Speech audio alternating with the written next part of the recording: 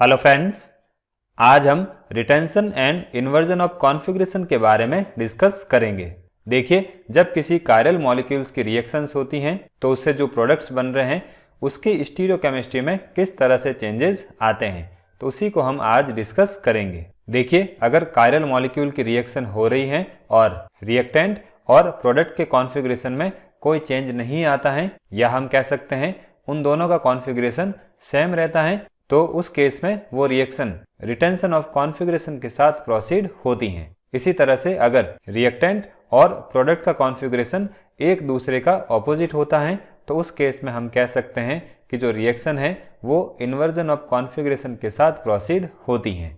अब किसी भी कायरल मॉलिक्यूल में कॉन्फ़िगरेशन का इन्वर्जन और रिटेंशन कैसे होता है, तो उसके लिए हम इन दो पॉइंट्स को कंसिडर कर सकते हैं। देखिए, कोई भी रिएक्शन इन्वर्जन ऑफ कॉन्फ़िगरेशन के साथ प्रोसीड होगी या रिटेंशन ऑफ कॉन्फ़िगरेशन के साथ प्रोसीड होगी, तो इसके लिए हम ये देख सकते हैं कि जो रिएजेंट है वो रिएक्टेंट पर किस साइड से अटैक कर रहा है। इसी तरह से जो रिएक्शन हो रही है उसमें बॉन्ड क्लीवेज का मैनर क्या है, मीन्स इसमें हम ये देख सकते हैं कि जो कायरलिटी सेंटर है और जो सब्स्टिट्यूएंट है उसके बीच का बॉन्ड ब्रेक हो रहा है या नहीं हो रहा है। अब ये कैसे होगा, तो इसको समझने के लिए हम कुछ एग्जाम्पल्स देख रहे हैं। देखिए, पहले हम ऐसे एग्जाम्पल ले रहे हैं जिसमें कायरलिटी सेंटर और सब्स्टिट्यूएंट के बीच का बॉन्ड पूरी रिएक्शन में इंटैक्ट रहता है, मीन्स वो ब्रेक नहीं होता है, और जो रिएजेंट है वो दूसरी साइड से अटैक करता है। तो इस केस में जो रिएक्शन होती हैं वो रिटेंशन ऑफ कॉन्फ़िगरेशन के साथ प्रोसीड होती हैं।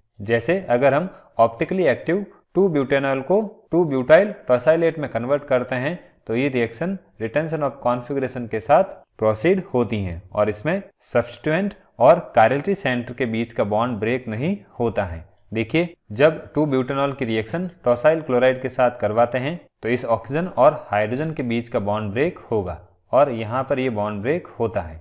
अब ये बॉन्ड जब ब्रेक होता है तो कायरलिटी सेंटर और इस ऑक्सीजन के बीच का जो बॉन्ड है वो इंटैक्ट रहता है, मीन्स ये ब्रेक नहीं होता है। और जब ये बॉन्ड ब्रेक नहीं होगा तो जो मॉलिक्यूल का कॉन्फ़िगरेशन है उसमें भी किसी तरह का चेंज नहीं आता है, और ये जो ग्रुप है वो इस ऑक्सीजन के साथ अटैच होके 2-ब्यूटाइल टॉसाइलेट बना देगा। इसके बाद हम सेकेंड केस को डिस्कस करते हैं जिसमें कायरलिटी सेंटर और सब्स्टिट्यूएंट के बीच का बॉन्ड ब्रेक होता है। अब इस केस में कॉन्फ़िगरेशन का इन्वर्जन भी हो सकता है और रिटेंशन भी हो सकता है। अब इसको हम एग्जाम्पल से समझते हैं। पहले बात करते हैं बॉन्ड ब्रेकिंग पर कॉन्फ़िगरेशन का इन्वर्जन कैसे होता है, तो इसके लिए हम SN2 रिएक्शंस का एग्जाम्पल लेंगे। देखिए, SN2 रिएक्शंस की बात करें तो ये एक सिंगल स्टेप में होती हैं, और जो अटैकिंग रिएजेंट है वो हमेशा बैक साइड से अटैक करता है। तो इस तरह से SN2 रिएक्शंस में हमेशा कायरलिटी सेंटर पर इन्वर्जन ऑफ कॉन्फ़िगरेशन होता है। अब हम 2-ब्यूटाइल क्लोराइड की रिएक्शन एक्वस NaOH के साथ करवा रहे हैं। देखिए, जब ये रिएक्शन होती है तो जो हाइड्रोक्साइड आयन है वो इस कायरलिटी सेंटर पर बैक साइड से अटैक करता है, क्योंकि इस तरफ से क्लोरीन पहले से प्रेजेंट होता है। अब एक इंटरमीडिएट सिचुएशन बनती है और उसके बाद यहाँ से ये क्लोराइड आयन एलिमिनेट हो जाता है। तो इस तरह से जो हाइड्रोक्साइड आयन है वो इस कायरलिटी सेंटर से इस साइड से अटैच होता है, और अगर हम रिएक्टेंट को देखें तो उसमें जो क्लोरीन है वो इस साइड से अटैच होता है। तो इस तरह से यहाँ पर जो कॉन्फ़िगरेशन है वो इन्वर्ट हो जाता है, तो इसी को हम इन्वर्जन ऑफ कॉन्फ़िगरेशन कहते हैं। अब इस इन्वर्जन की बात करें तो इसको सबसे पहले वाल्डन ने डिस्कवर किया था, और इसी वजह से इसको हम वाल्डन इन्वर्जन कहते हैं। फिर बात करते हैं रिटेंशन ऑफ कॉन्फ़िगरेशन की।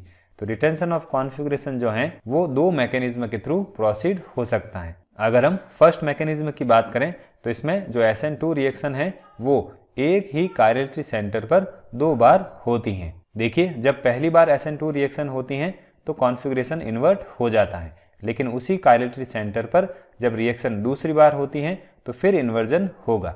तो इस तरह से जो ओवरऑल रिजल्ट है उसमें कॉन्फ़िगरेशन रिटेन रह जाती है, या हम कह सकते हैं किसी भी तरह का इन्वर्जन नहीं होता है। तो इस तरह से एक ही कायरलिटी सेंटर पर जब SN2 रिएक्शन 2 बार होती है तो कॉन्फ़िगरेशन रिटेन हो जाता है।